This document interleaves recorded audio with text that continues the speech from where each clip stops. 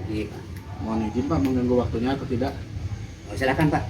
Ini Pak ada tugas dari kegiatan program guru penggerak saya yang terkait mewawancarai Bapak selaku Kepala Sekolah SMP Negeri 3 Cihara terkait pengalaman-pengalaman Bapak perihal pengambilan keputusan. Nanti saya akan mengajukan beberapa pertanyaan kepada Bapak.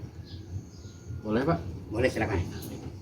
Nah, baik Pak, dimulai dari pertanyaan yang pertama ya Pak, nomor 1. Ini selama ini bagaimana Bapak mampu mengidentifikasi bahwa permasalahan-permasalahan yang terjadi di sekolah itu merupakan dilema etika atau bujukan moral, Pak? Itu kalau dilihat dari sudut pandang kasus moral dan hukum, apabila melanggar kasus moral dan hukum itu bisa disebut dengan kasus benar dan salah atau lawan salah. Akan tapi itu bisa dikategorikan dengan kasus benar lawan benar, sehingga kasus tersebut bisa dimasukkan atau bisa disebut dengan kasus dilema etika. Baik, Pak. Nah, pertanyaan selanjutnya Pak, nah, selama ini bagaimana Bapak mampu menjalankan suatu pengambilan keputusan di sekolah yang Bapak selaku pimpinannya, terutama mengenai kasus-kasus yang menyangkut adanya dua kepentingan yang sama-sama benar atau sama-sama mengandung nilai kebijakan. Selama ini dalam pengambilan suatu keputusan yang ada di sekolah, ini terutama terjadi pada kasus-kasus yang merupakan atau melalui dua kepentingan yang sama benarnya. Akan tapi kita perlu diidentifikasi dengan beberapa melihat dari sudut pandang agar kedua belah pihak itu tidak bisa atau tidak dirugikan, Pak. Selanjutnya Pak, dalam yang pertanyaan yang nomor 3, langkah-langkah apa atau prosedur apa yang biasanya Bapak lakukan untuk pengambilan suatu keputusan ini, Pak? Itu ada beberapa langkah yang perlu diperhatikan. Itu yang pertama, menentukan permasalahan. Yang kedua juga menentukan siapa yang terlibat dalam permasalahan tersebut. Kemudian yang ketiga itu mencari fakta kepada orang terdekat yang bisa dipercaya. Kemudian yang keempat, melaksanakan diskusi dengan warga sekolah. Kemudian yang kelima yaitu mencari solusi, tujuannya untuk mengambil suatu keputusan, Pak. Pak, di pertanyaan nomor 4, menurut Bapak setelah tadi yang langkah-langkah yang sudah dijelaskan, hal-hal apa saja yang selama ini Bapak anggap ini efektif dalam hal suatu pengambilan keputusan, terutama pada kasus-kasus menyangkut dilema etika, Pak? Itu juga kalau menurut saya itu ada terbagi 3 macam. Itu yang pertama, kita harus melakukan analisis kasus yang terjadi. Kemudian yang kedua itu mencari solusi yang berdasarkan kepada moral dan aturan yang berlaku. Kemudian mengutamakan orang banyak di atas kepentingan pribadi. Baik. Kita ke pertanyaan selanjutnya, Pak. Tentu dalam suatu pengambilan keputusan adanya suatu tantangan. Maka sepengalaman Bapak, tantangan apa yang Bapak rasakan ketika Bapak harus mengambil suatu keputusan, terutama yang terkait dengan kasus dilema etika, Pak? Tantangan selama ini yang saya alami itu mengenai kasus atau mengenai kasus yang berhubungan dengan dilema etika. Itu sudah jelas kita harus mengacu kepada yang tadi itu. Misalnya kita harus bisa membuat keputusan agar kedua belah pihak juga tidak bisa dirugikan, Pak. Oh, baik, Pak. Pertanyaan yang keenam, Pak. Dalam suatu pengambilan keputusan, terutama tentang kasus dilema etika, apakah ada Bapak akan ada langsung yang kasus-kasus yang diselesaikan di tempat, atau ada kasus-kasus yang harus Bapak menyusun jadwal dalam penyelesaiannya gitu, Pak? Itu menurut saya kasusnya itu terbagi dua, Pak. Itu ada kasus atau masalah ringan, juga ada yang kasus masalah berat. Kalau kasus atau masalahnya ringan, itu kita bisa langsung ambil suatu keputusan, Pak. Akan tetapi kalau kasusnya itu berat, kita tidak bisa langsung diputuskan, akan tetapi harus melalui langkah-langkah, Pak. Di antaranya untuk menentukan permasalahan, kemudian yang kedua mungkin itu untuk menentukan juga yang terlibat dalam suatu permasalahan, yang ketiga juga itu faktor kita kepercayaan kepada orang yang terdekat, yang keempat juga itu misalnya kita berdiskusi dengan warga sekolah dan sebagainya dan sebagainya. Lanjut ke yang ketujuh, Pak. Dalam suatu pengambilan keputusan yang Bapak lakukan, apakah ada, Pak, seseorang atau faktor-faktor yang selama ini mampu mempermudah atau membantu Bapak selaku pimpinan dalam pengambilan keputusan, itu terutama dalam kasus-kasus yang berkaitan dengan dilema etika, Pak? Dalam mengambil suatu keputusan itu terutama yang berkaitan dengan kasus dilema etika, kita perlu adanya koordinasi dengan itu, yang pertama pihak sekolah, kemudian kedua dengan orang tua siswa, dan yang ketiga kepada pihak-pihak yang akan menghasilkan suatu keputusan. Nah, yang terakhir, Pak, di pertanyaan terakhir, dari semua pengalaman Bapak yang dalam suatu pengambilan keputusan, apakah ada, Pak, mungkin sedikit pengalaman yang dibagikan kepada saya mengenai pembelajaran apa yang dapat Bapak ambil dalam hal pengambilan suatu keputusan, terutama dalam kasus dilema etika, Pak? Pembelajaran yang diambil dari pengalaman, kemudian itu untuk atau pada saat kita menentukan suatu keputusan, itu tidak lepas daripada yang istilahnya itu ada yang harus melalui langkah-langkah yang tepat guna untuk istilahnya kedua belah pihak itu jangan sampai dirugikan, Pak. Yaitu mungkin yang bisa saya jawab, Pak. Baik, Pak, sudah, Pak, beberapa pertanyaan sudah saya ajukan. Terima kasih atas waktu dan kesempatan yang Bapak berikan terkait dengan kegiatan wawancara ini. Semoga apa yang Bapak sampaikan bisa menjadikan sebuah bekal dan ilmu bagi saya dalam kegiatan program ini. Terima kasih, Pak. Ya, sama-sama, Pak.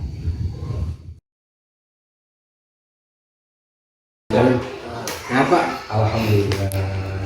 Ini, Pak, saya Raja dari SMP Negeri 3 Ciamis. Mohon izin, Pak, ingin mewawancara Bapak terkait tugas pendidikan guru penggerak saya, yaitu mewawancari beberapa kepala sekolah perihal pengalaman dalam pengambilan keputusan. Jadi nanti akan ada beberapa pertanyaan yang saya ajukan. Langsung saja, Pak. Di pertanyaan yang pertama, selama ini ketika Bapak dalam mengidentifikasi kasus-kasus mengenai dilema etika atau rujukan moral, itu bagaimana caranya, Pak? Iya. Guru juga manusia ya, Pak. Jadi sebetulnya bisa dilihat secara kasat mata. Dari gestur aja udah kelihatan bahwa ketika si bapak ibu guru itu punya persoalan yang berbenturan dengan etika, ini akan nampak. Jadi dari gestur itu udah kelihatan ini ada masalah. Terus yang kedua tentang seperti sosialisasi dengan rekan-rekan di ruang guru dan atau di lingkungan sekolah. Nah, segera untuk Untuk lanjut pertanyaan yang kedua Pak. Nah, tentu tadi kan Bapak sudah menjelaskan tentang identifikasi yang mengenai dilema etika dan rujukan moral. Nah, jadi bagaimana Bapak dalam menjalankan pengambilan suatu keputusan di sekolah, itu terutama untuk kasus-kasus di mana ada dua kepentingan yang berbenturan dan itu adalah kepentingan yang sama-sama benar, atau di mana dalam keputusan tersebut atau dalam kasus tersebut itu sama-sama mengandung nilai kebajikan yang sama gitu ya. Pengalaman saya ketika di beberapa sekolah, ketika hal itu terjadi, yang pertama kita akan mengundang ya, kalau saya ngajak ngobrol dengan seseorang tadi, kemudian kita akan minta pendapat, dan itu tentunya di ruangan tertentu. Nah, langkah yang kedua, kemudian kita cari informasi dari teman yang satunya lagi tentang persoalan yang sedang dihadapi. Nah, setelah itu kita identifikasi, kemudian kita coba langkah ketiganya dikumpulkan. Ketika si individu tadi bersentuhan dengan aturan dan menyinggung orang kedua, maka ini kita kumpulkan, dijadikan sebuah disamakan persepsi kenapa hal ini terjadi, kemudian kita sampaikan bahwa sisi baiknya ini, sisi gelapnya adalah ini. Seperti itu. Dari langkah-langkah atau prosedur yang tadi sudah Bapak jelaskan, ada hal-hal apa saja Pak yang dirasa menurut Bapak langkah ini harus dilakukan, karena menurut Bapak itu langkah tersebut adalah langkah yang paling efektif dalam pengambilan keputusan karena dalam kasus-kasus yang berkaitan dengan dilema etika. Ya. Ketika ini berbenturan dengan kata-kata kode etik sekolah, ini suka tidak suka langkah awal kita kasih stressing ya, dan ketika memang tidak ada perubahan, kita coba rotasi, gitu kan, dari tugas A menjadi tugas B. Dan kalau memang tidak masih berubah, ya saya akan mengundang pengawas sekolah untuk bisa menguruskan persoalan yang terjadi dengan bapak ibu tersebut. Adanya sinergi dari pihak yang lain, karena ketika kita punya persoalan dan kita tidak bisa menyelesaikannya secara pribadi, dan kalau kita paksakan akan muncul masalah baru, dan kita punya atasan, kita manfaatkan atasan kita sekali itu. Nah, tentu tadi kan adanya langkah efektif yang harus dilakukan dalam suatu pengambilan keputusan. Tidak terlepas kan Pak, dalam suatu pengambilan keputusan itu ada sebuah tantangan Pak. Nah, maka apa sih Pak yang selama ini menurut pengalaman Bapak yang menjadi sebuah tantangan besar yang saya ragu nih ketika mau mengambil keputusan ini, terutama dalam tadi kasus-kasus dilema etika. Iya. Sebagai contoh, ini contoh ya Pak ya, yang mudah-mudahan sekarang sudah selesai gitu kan masalahnya. Jadi yang saya temukan ini, kita tahu bahwa seorang guru perempuan pegawai negeri ini dilarang di madu, ini dilarang di madu. Tapi di dalam kenapa dilarang? Karena aturannya dilarang. Dan ketika kepala sekolah tidak mencoba menyelesaikan itu, maka kepala sekolah juga terkait di dalamnya, maka dapat bukan teguran lagi, ada sanksi khusus untuk kepala sekolah. Nah, sementara yang memalunya adalah rekan kita juga dalam arti satu sekolah, Nah, solusinya seperti apa? Tetap saya ajak musyawarah, suami. Setelah itu istrinya saya diajak ngobrol juga, diajak musyawarah juga. Setelah itu kita dapat alasan-alasan yang mereka berikan, kemudian kita kumpulkan barang-barang. Artinya, gimana caranya agar saya bisa selamat dengan persoalan itu, kemudian suaminya juga selamat, istrinya juga selamat. Nah, kalau bisa sarankan segera selesaikan persoalan ini, gitu kan? Segera selesaikan persoalan ini, tanda kutip berarti harus ada katakanlah perceraian dan kuat aturannya bahwa ibu tidak bisa dimadu oleh, jangankan oleh orang rekan ASN yang sama, orang tua juga nggak bisa. Dan akhirnya selang beberapa minggu masih terus saya benar lagi sampai di mana saran kita dalam rangka menyelamatkan satu institusi, yang kedua kita sebagai ASN, yang ketiganya adalah hak martabat seorang perempuan di mata laki-laki. Nah, baru minggu ketiganya muncul ada surat kecil bahwa mereka sudah selesai. Ya, ada tantangannya yang mungkin lebih harus beberapa kali mengulangi langkah-langkah yang dalam mengambil sebuah keputusan itu, Pak. Dan memang harus sabar. Ketika tidak sabar kan mungkin ketika langkah yang pertama tidak selesai, kita biarkan saja. Nah, hal yang lain yang perlu dicatat, si bapak tadi rekan kita itu adalah pejabat di sekolah.